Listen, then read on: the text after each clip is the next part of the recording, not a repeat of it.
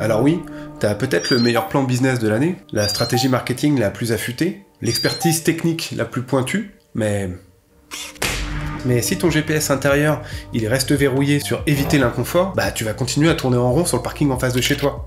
Même s'il est sympa ce parking, mais t'en auras vite fait le tour je pense. Voilà ce qui se passe quand ton GPS interne est branché en mode peur. Tu longes les trottoirs éclairés, tu évites les raccourcis, et tu sécurises un périmètre minuscule. Le résultat, bah, c'est un territoire connu, mais étouffant, sans surprise et donc qui ne va pas créer de souvenirs, car c'est peu engageant émotionnellement. Et voilà ce qui se passe quand ton GPS interne il est en mode désir. Pas de route préenregistrée. Tu dessines une carte en avançant, et juste une direction magnétique qui est motivée par ta curiosité. Et résultat, un territoire qui s'étend naturellement, une plus grande prise au réel, tous les sens sont activés, et là c'est souvenir assuré, même si tu te perds. Le paradoxe là-dedans, c'est que le mode peur, il immobilise, et il use de ta vigilance jusqu'à l'épuisement. Là, quand j'accompagne mes clients, je parle souvent de la notion d'hypervigilance, qui pompe les batteries de réserve et n'offre rien de bon au final. Le mode désir, lui, il vient nourrir, il ouvre la porte à des découvertes qui régénèrent l'élan de création. Et c'est des notions primordiales quand tu lances un projet professionnel.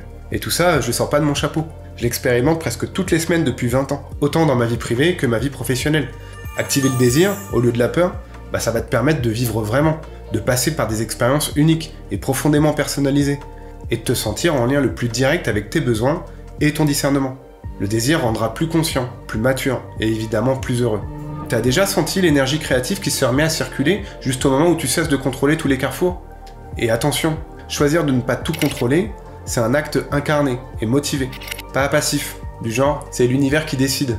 J'espère que tu saisis la nuance là-dedans. Donc pour finir, avec cette histoire de GPS interne, qui soit branché sur ta vie personnelle ou ton projet professionnel, la vraie question n'est donc pas de savoir si ton plan est parfait, mais quel système de navigation tu as choisi d'activer. Car les retombées seront absolument pas les mêmes. Mon conseil, désire du mieux que tu peux.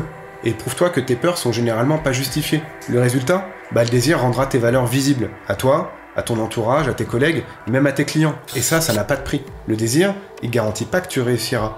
Mais la peur, elle, garantit que tu n'essaieras jamais. À toi de choisir maintenant. Et si tu veux te faire accompagner avec ton projet professionnel, bah viens m'en parler. On trouvera ensemble le bon mode de fonctionnement. Donc le tien. Et n'oubliez pas,